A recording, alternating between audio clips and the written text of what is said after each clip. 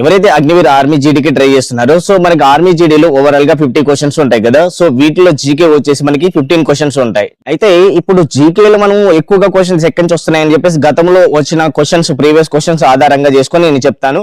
అయితే రిమైనింగ్ చదవకూడదని చెప్పట్లేదు, నేను చెప్పేది మేజర్ గా చదవండి, ఇవి వచ్చాక మీరు రిమైనింగ్ వాటికి వెళ్ళండి.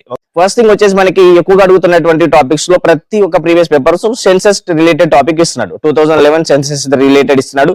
నెక్స్ట్ ప్లానింగ్ కమిషన్, తర్వాత ఫేమస్ ఫెస్టివల్స్, తర్వాత డాన్సెస్, టెంపుల్స్, తర్వాత నేషనల్ పార్క్స్ అండ్ శాంచరీస్, తర్వాత అపాయింట్మెంట్స్ అంటే లేటెస్ట్ గా మనకి సీఎంస్ ఆయన కావచ్చు, గవర్నర్స్ ఆయన కావచ్చు, క్యాబినెట్ మినిస్టర్స్, సెంట్రల్ మినిస్టర్స్ వాళ్ళని కావచ్చు, లేదంటే స్పెషల్ కంపెనీస్ ఉంటారు, సో కోకోకోలా సిఇఓ కావచ్చు. సో ఇలాంటి కొంచెం సిఇఓస్, మైక్రోసాఫ్ట్ ఇట్లాంటి కొన్ని మనకి ఇంపార్టెంట్ అడుగుతుంటారు. వాల్టర్ రిలేటెడ్ లో ఆర్టికల్స్ అయితే ఖచ్చితంగా క్వశ్చన్ అయితే ఇస్తున్నాడు, 100% 1 or 2 అయితే ఇస్తున్నాడు అన్నట్టు. అందులో మేజర్ గా ఉండే వాటిని ఫోకస్ చేయండి, అన్ని చదవడానికి టైం ఉండదు కాబట్టి.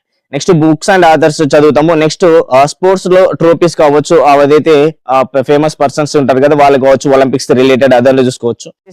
రివర్ సిస్టమ్ గురించి కావచ్చు, అంటే ఏ నది ఎక్కడి వరకు ఫ్లో అవుతుంది, లాంగెస్ట్ ఏంటిది, అదే విధంగా ఒక సిటీ పక్కన ఏ నది ఫ్లో అవుతుంది, ఇట్లాంటి కొంచెం అయితే ఉంటాయి అన్నట్టు, అవి కూడా చూసుకోండి మీరు.